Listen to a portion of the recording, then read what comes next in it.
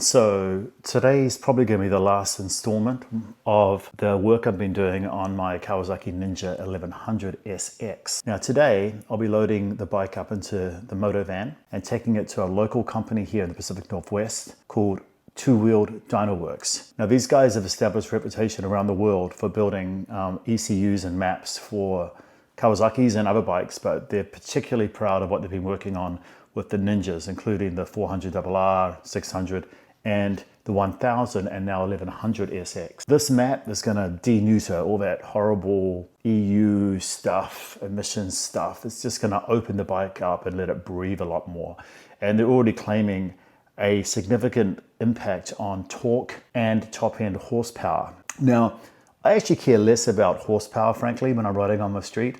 What I care more about is the smoothing out within the rev range and that more immediate torque, which the bike has plenty of, but just smoothing that out across the board is what I'm really looking forward to feeling. And now that it's almost 6 pounds lighter, thanks to taking off that god ugly exhaust, and there's a review, an install I did, I'll put a link up here on that. I really think this bike's just gonna feel even better than it already is. And it's already arguably the best sport tourer in its class. So if you're interested in finding out how this map gets set up, installed on the bike, and then obviously how it feels, then stick around and come along for the ride.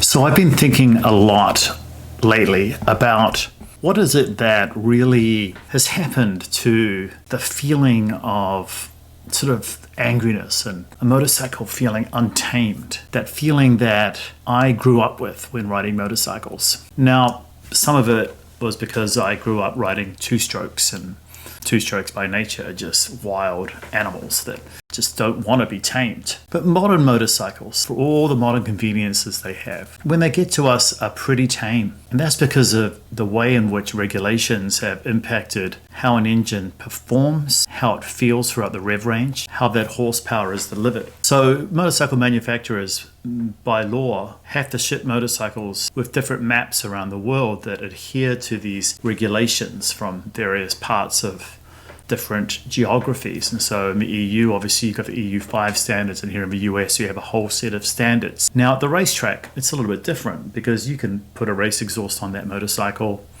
That exhaust is built for performance. Often these exhausts come with custom maps, and if you don't have a custom map, you'll go to someone like Wheel DynoWorks, who we're going to see today, and they'll build a map for you, or maybe they already have one. But what about if you're riding on the street? You don't want a really loud full exhaust system, or certainly I don't. I did obviously take the OEM can off the Kawasaki Ninja 1100 SX because it's ugly and it's heavy. I just put a slip-on exhaust, which really doesn't do that much for performance, but it certainly looks nicer, and it's lighter, so the bike does feel, lighter and more flickable. But let's say you don't even do that. You just want the bike to breathe. You want it to feel like the way it was intended to feel when the engineers built the bike, designed the bike, imagined the bike.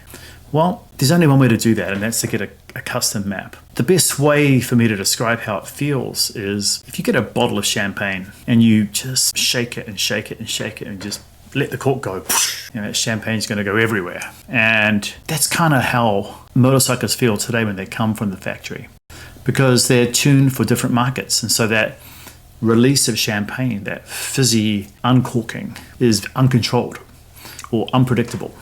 Champagne's going to fly all over the room. When you uncork that champagne slowly and you hear the gases leave that bottle, and that champagne just kind of flows nicely over the top of the bottle and into the glass in a very controlled way, that's what it feels like to me when a motorcycle has been tuned correctly. So behind me is my Moto van, and I haven't spent much time showing this on the channel. Maybe I should do a separate video on it sometime, but this trusty steed transports my track bikes all over the place. I've driven it all over the West Coast to different tracks around the US on the West Coast, and to our local track here in Seattle. And today I'll be loading the Ninja into this to take over to Wheel DynoWorks, who are in Kirkland, Washington. Just a short trip, about a half-hour drive, and we're meeting up for team there and getting down to business.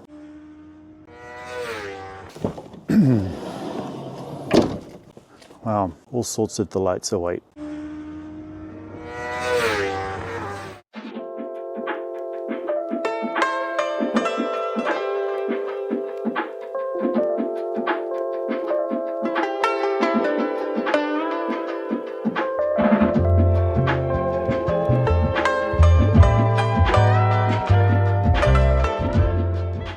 Okay, so as I said to you guys, we are here in Kirkland, Washington, and it's not often I get to actually talk to people in the industry that don't just sell motorcycles, actually work on performance and tuning. And so, Nate, nice to meet you. Likewise. Yeah, and so tell me, what do you guys do?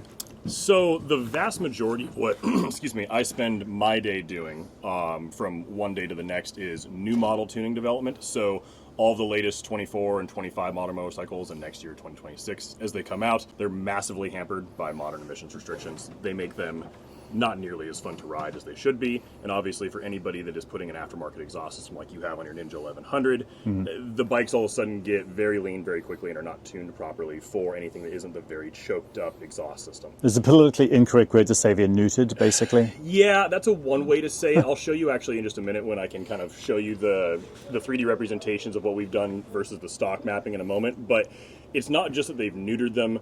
From a performance standpoint, specifically here in the US market, we have tighter noise emissions restrictions than even the European market does. So oftentimes, even the bikes that you can get over in Europe now, even though they're Euro 5 compliant or Euro 5 Plus compliant, the ones we actually have here in the States are worse, which sucks. So 90% of my day is fixing that for as many people as I possibly can. Oh, that's great.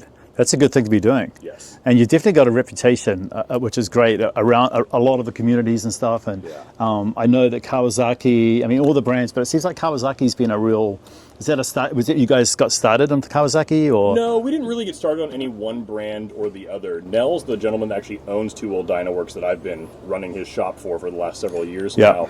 Started really just doing exactly what I'm doing on this ZX10 drag bike, which is just local dyno tuning for guys that can come on in and are looking for a tuning solution for very aftermarket stuff. So we go from bike to bike to bike as the new stuff comes out, and I don't really care which brand is which, but Kawasaki does have a reputation now of being by far the most restricted bikes in terms of top-end performance out of the box. So there is a disproportionately large amount of Kawasaki owners that seek out services like us because the gains are so ridiculous when they're properly tuned and dialed in. I suppose for like my international viewers, this is a pretty uniquely American thing we got going on right here, right?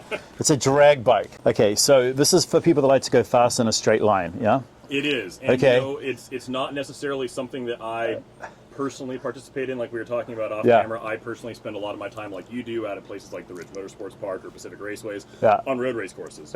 But high horsepower straight line stuff is still fun, and obviously there's a huge market for it here in the US. This guy in particular, we've now done dual fuel maps on, so I tuned it.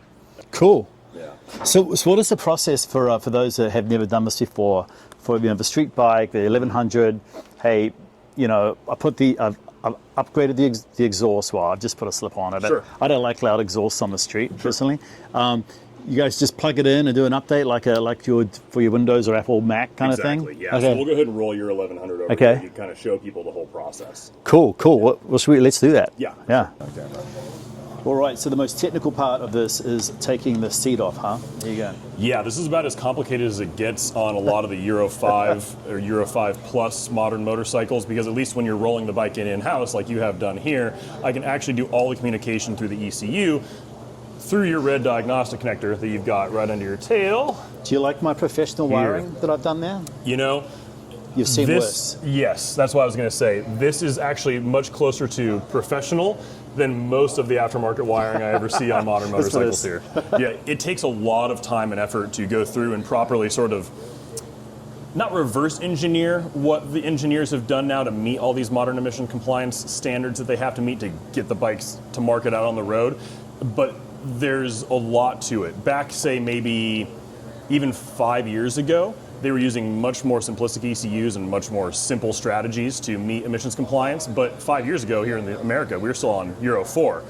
Fast forward now in 2025, everything is Euro 5 plus, and the standards have gotten a lot tighter. Therefore, restrictions in place are much more extensive in all these bikes now than they ever were, again, even half a decade ago. Right. Let me grab my other laptop that I have all the Ninja 1100 files on, and I can kind of show your viewers really quickly just how screwed up these things really are, because just watching me plug into it, obviously, and hitting go for the slip-on file that I built for your bike isn't really going to give anybody much of an explanation of just how big of a performance improvement you're actually going to experience. Great, yeah.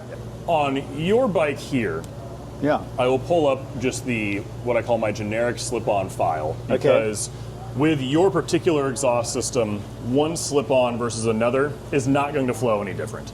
The big physical restrictions on these bikes are actually in the header and breadbox design. So if you're just doing a catback slip-on on there, one is going to flow identically to the other as long as you're not using some sort of big restrictive baffle in place. So the mapping that I built for any one slip-on, say for your Acura, which is actually what I built mine on as well, is going to be the same if you have, say, a Delcovic slip-on, a Yoshimura slip-on, whatever you decide to put on there. So I generally try not to do any tuning whatsoever outside of North America. The fuel that we have here is radically different than what you have over in Europe or in Australia or New Zealand or wherever else it is, especially if you talk about the Asian market. Their fuel is not even close to what we're running. It's similar in the octane rating if you do the raw and mon conversion from what we have here. Like our 92 is relatively close to I think it's 95 that they have over there. But the actual additives and the fuel blends are not the same. So the base fuel tables in this bike for the US market are not the same as what's over in Europe. And I would be doing somebody a pretty serious disservice trying to sell them anything that I would call reasonably well-built fuel mapping for one setup versus another off of our fuel when I don't have the fuel that they're using over there in the EU or in the Asian markets or the Australian markets or whatever. So I try to stay away from doing anything outside of North America because the fuel we have here is pretty much identical to what's up in Canada and is at least relatively available down in Mexico. So the fueling is not the single big issue on a lot of these modern motorcycles. The fuel values themselves aren't what they are using to sort of restrict these bikes. So if I pull up two separate files here, on the upper right we've got just my Ninja 1100 slip-on file and we've got the base file here. If we take a look at the ETV throttle maps, just pick fifth gear or second gear, they're a little different from one to the other and some of these bikes, but in yours are the same. If we take a look at the 3D representation of the throttle graph, this doesn't look anything like a nice smooth throttle curve. This is your roll-on throttle here, and there's just a giant valley essentially for what you're asking your right wrist to do versus what you're actually getting. The throttle by wire mapping is the majority of how they are going about restricting these bikes. So if you take the throttle map there versus the throttle map that I have built here, you will notice a very dramatic difference in the curve. And this is the easiest way for people to sort of visually understand what we're doing here. The bikes, as you're riding them, until you're past 25% throttle, you don't really get much of anything happening in terms of throttle response. With properly built throttle by wire mapping, you have a much more gradual, nice blend of power, and the bikes feel way more fun to ride because they're much more responsive, but they're also much smoother as you're rolling on and off the throttle, so they're actually just even, I don't want to say safer to ride, but they're certainly much more predictable when it comes to the throttle response that you're going to get when you're actually rolling on or rolling off the gas. So throttle control, which of course is the thing we learned first, right, about riding a bike. Exactly. You're gonna feel less of that kind of anxious, I don't quite know where I want to be. Exactly. And that feeling is all in that throttle by wire mapping that they've really just screwed up down here for emissions purposes. But the other way that they've gone about doing this on the Kawasaki's is not just on the initial throttle opening. So if I open back up actually the raw values here of any one gear versus another, you can see that this far right column is 100% throttle. So this is what you're getting when you're requesting wide open. By the time you're at 9,200 RPM, they're starting to pull away that throttle from you. So even though you're asking for 100%, you're just not getting it. That specific restriction is what's generally only found here in the US and North American market, because that has to do with our noise standards. That has nothing to do with the European Euro 5 emissions compliance. That's just us. So again, that's what I mean by this bike over in Europe is significantly more uncorked than it would be here. The initial throttle stuff is still there. That has to do with the actual gas standards that Euro and Euro 5 have set up. But as far as outright wide open throttle performance, that's all on the US market. Okay. If they're in North America, they purchase this from you. You would send them the software? I generally try to eliminate the additional cost of having to have any one customer send or purchase the software themselves. The hardware alone to do this and the license to do it is somewhere right around like the $500 range for most bikes, and that's before you've paid for any kind of custom mapping. Okay. So our mail-in tuning service that we offer has become so wildly popular, we'll probably tune somewhere around like 4,000 to 5,000 motorcycle ECUs for riders all over North America this year that just get mailed in, because for $350 you can just pull it out, toss it in the mail, leave me a list of your modifications. Okay. I'll go ahead and flash it. That's where you'll see a ton of these showing up here as soon as UPS and USPS roll in a little bit later this morning, and then send it right back out the door.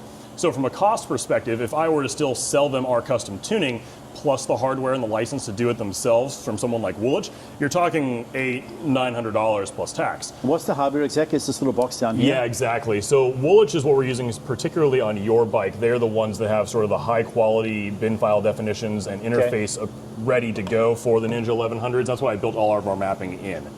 There's other software developers out there that offer tuning software and hardware for these bikes, but Woolwich was more than willing to just go, hey, I know the bike's coming out like tomorrow. You know, this was a few months ago when we first got ours. I told them the bike's coming out tomorrow. I need a bin file definition for it like right away so we can begin tuning. Can you get this turned around for me quickly? And they said, yeah, sure, no problem. And I'm not interested in buying a bike and then waiting a month or 2 or 3 before I can actually begin tuning the thing. So if I'm in North America and I send you this box, what's the sort of the ballpark price range for like starting with this bike maybe? Yeah, so with these bikes in particular, it's just $350. Okay, right, okay. Yeah, it's very, very cost effective for what you're getting. You can go ahead and even show folks the example graphs I've got on our website of just the huge gains you get with different exhaust systems on these things. And when it comes to outright dollars per pony, this is by far the best bang for your buck modification you will ever make. And even if you keep the stock can on, which I know you did, the stock can is like, geez, it was like 7 pounds. Yeah. And like this is like 2.5. Right. So that's really much lighter. But even with the stock can, you're seeing significant gains, yeah? Correct, yeah. Okay. There's a lot left to be had. Yeah. Now, I also did post our own separate YouTube video just showing people sort of the true downfall. I'll link to that. Yeah, sure. Yeah. The true downfall of the exhaust system here on this bike. The Kawasaki's from a Euro 5 standpoint, not a North American noise compliance standpoint, have gone to the lengths of making a very large physical restriction on all the modern Euro 5 exhaust systems, and that's not specific to just this bike. They've done the same thing on the 24 Plus ZX6, the 21 Plus ZX10, these guys, the new 25 Z900, and I'll show you here in just a second, but all the header designs are very neck down in the name of emissions compliance, and that leaves big gains to be had if somebody else wanted to ever actually replace the stock headers with a proper full system. Now, as you said, obviously the noise goes through the roof when you do that. So on a touring bike like this, a lot of folks don't necessarily want to do that. But is your warranty basically void when you do this? Is that a warning for people, or? So that's actually a really good question that I love talking about. The short answer is that technically, even what you've done by just replacing your muffler voids a portion of your warranty. That said, here in the US, we have what's called the Magnuson-Moss Act. It's been on the books since sometime in the 70s that makes it very, very hard for a manufacturer of any product, not just a car or a motorcycle, to flat out deny a warranty claim, because the onus of, or the burden of proof, so to speak, is on the manufacturer to prove that a modification actually caused a specific failure that wouldn't have otherwise occurred if that modification hadn't been made. Now, everybody's heard the horror stories, especially in the automotive industry, of people just getting their VINs flagged and warranties tossed out the door if they do any kind of aftermarket modification. That, at least for the moment, as when you're shooting this, isn't really a problem in the motorcycle industry. The dealer level, it's called the KDS, Kawasaki Diagnostic System, the dealer level KDS software has no mechanism in place for actually determining whether or not an ECU has been flashed or not. It is very, very simplistic software. It does not resemble anything like what we use in the modern automotive side of the industry. There's no flash counters in these things. There's no like firmware or build number checks or anything like that. Some other manufacturers like BMW or Ducati, they're there. They use a much more sophisticated ECU. They can instantly see if it's been modified. But on most of the Japanese manufacturers, I can say specifically for Suzuki, Honda, and Kawasaki, there's no mechanism right now in place for them to even tell if it's been flashed or not. So when you bring in a bike to us in person, the process is slightly different as if you were to mail us the ECU. Yep. If you mail us an ECU, for example, I would grab any one of the harnesses I've got over on my wall over there to plug into that specific ECU you've sent us, Yep. and then go ahead and go through the rest of this process. But when you're on the bike itself, straight into the diagnostic connector, and then go ahead and just key on, and this is really the simplest part of the equation. Just follow the prompts, key off for a couple seconds to let the ECU change kernels to the read-write kernel instead of just like kind of the standard normal operation mode. Back on, and now we walk away for like 10 minutes while it just does its thing. So there's another thing, O2 sensor? Exactly. So once the bike is flashed, we've got the appropriate fuel mapping in there for your slip-on, our customized ignition timing maps, the massively smoothed out throttle by-wire maps, the overhauled engine braking parameters, the whole list is on our website, the laundry list of things I modify in these ECUs. You are still going to have to do a little bit of work to the bike itself to get around some of the emissions compliance.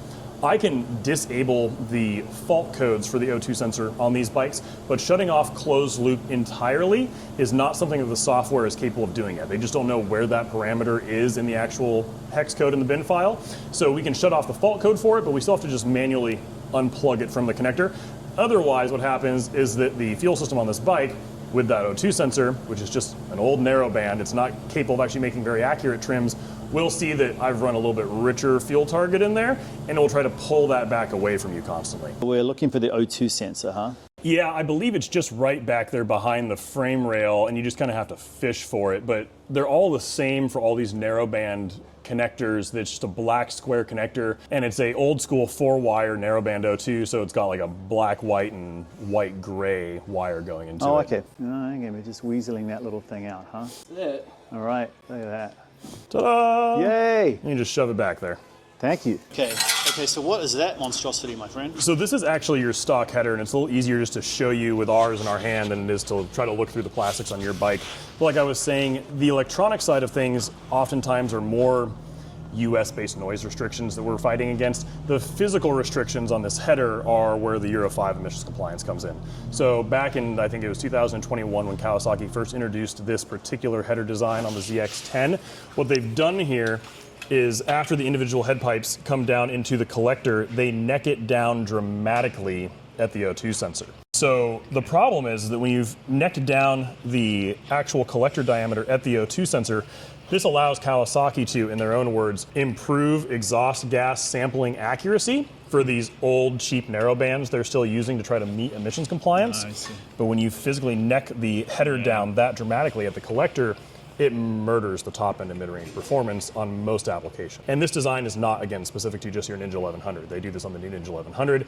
You can see the exact same characteristic on our 25 Z900 header. The exact same thing is in place on the 24 Plus ZX6, the 21 Plus ZX10. It is just how Kawasaki has kind of gone about meeting, quote unquote, the Euro 5 Plus emissions standards while still using these old dirt cheap narrowband O2 sensors. See, now you're basically telling me to get my checkbook out and buy a full system. Well, it is a lot more performance, but again, because the bread box here, the actual real muffler of the bike is bolted to it, obviously the noise does go through the roof. Which I don't want. No. And by the time you go ahead and put a baffle then into a lot of these aftermarket mufflers, once you've uncorked the rest of this, having the baffle at the very end of the muffler being necked down actually hurts the power more than just leaving the stock system alone.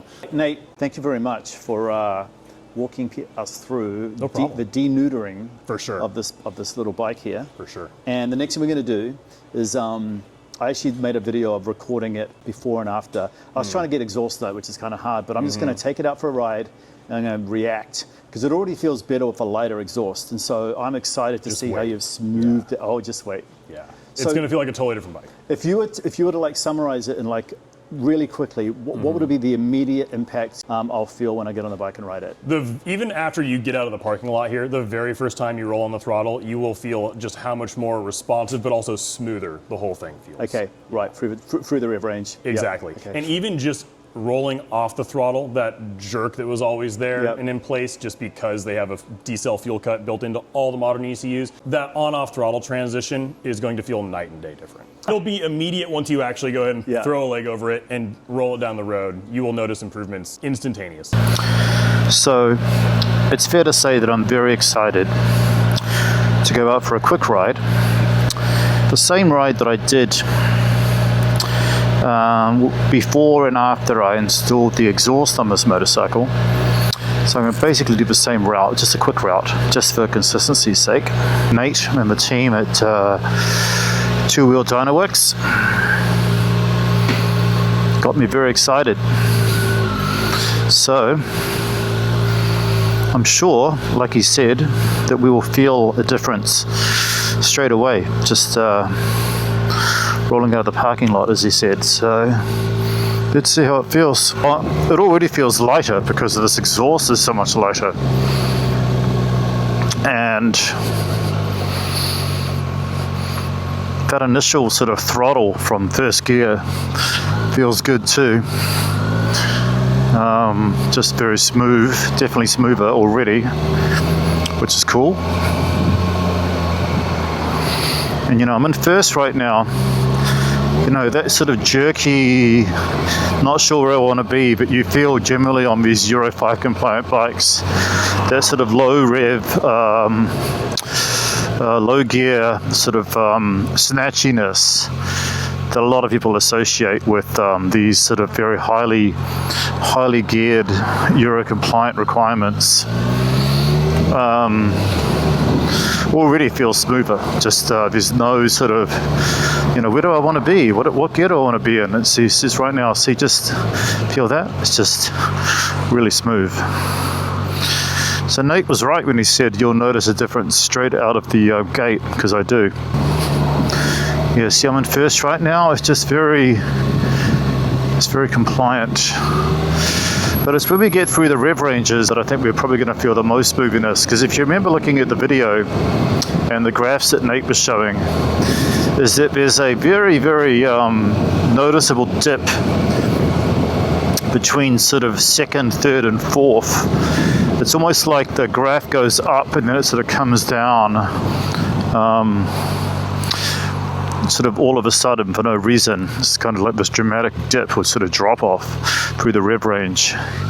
And then when it's mapped, that graph, if I remember, I'll show it here, shows just a much smoother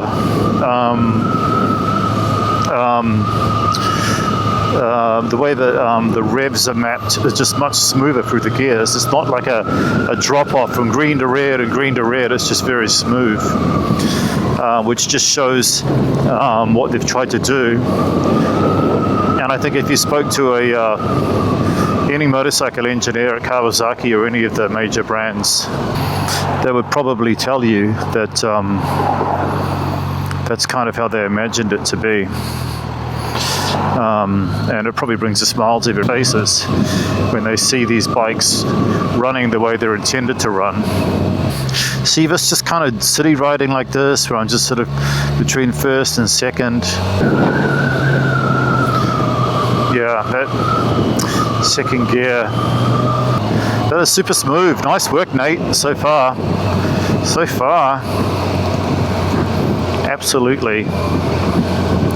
As you described it. I've kind of got this mental note of the graph that Nate showed when I was visiting him. Again, it's sort of those peaks and troughs that I was talking about, from green to red, and those very almost sort of unnatural dips you see in the peak torque delivery through the gears.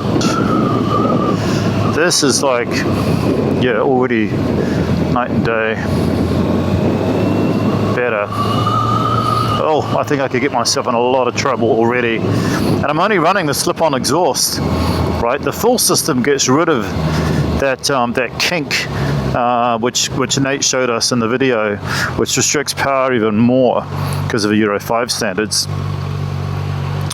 I mean, I already feel the bike is more powerful. I can tell that it's going to get dangerous and I'm going to get tempted to do fast things if I'm not careful. But none of it's going to happen right now in this traffic, so I'll be cutting this piece out of the video. Okay, so we're going to recreate the same ride I did the other day.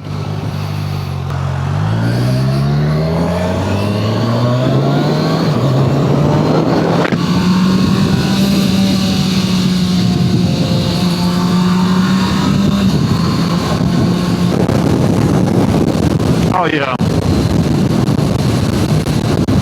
just feels like it's been unleashed. The cork is off.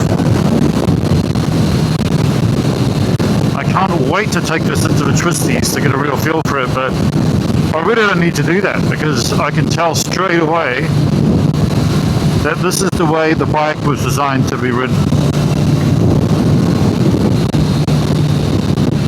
So much nicer. Even if you decide you don't want to put a slip-on on or a full exhaust, this bike is going to feel so much better with this tune.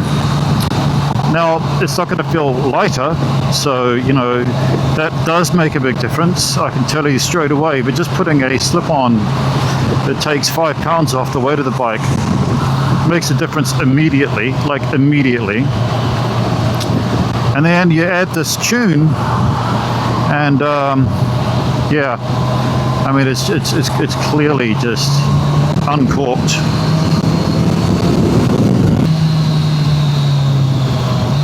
Oh, it's like transformed the bike. It's thanking you for taking the cork out and just giving it what it really needs, which is a nice remap, smooth acceleration throughout the gears, very predictable, amenable torque response.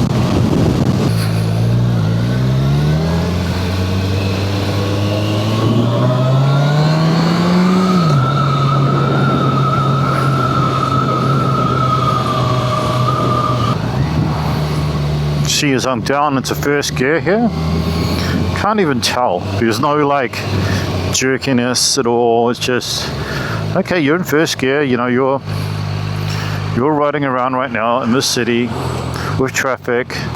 Really nice. So let's break it down. The power curve is more balanced between the gears. The way that the torque is delivered is much more predictable between the gears, especially in traditionally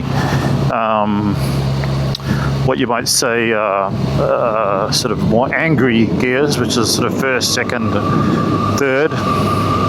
Way more predictable. It's like the bike is saying thank you. Sometimes saying denuded is a good word, right? Because, I mean, who would want to be nuded? Let's face it. If you're a motorcycle or a person,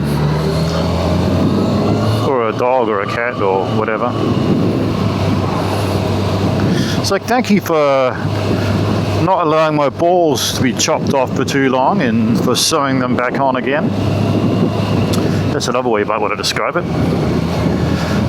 Yeah, there you go. Uncorked, denuded, whatever you decide you want to call it. It's much better. Oh, what a beautiful day. So I hope you enjoyed this video.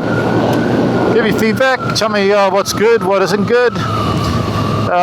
In case you don't already know, this is a huge thumbs up from me. If you're in North America, you got to get hold of Two-Wheel DynoWorks and have them sort you out. Yeah, he likes it too.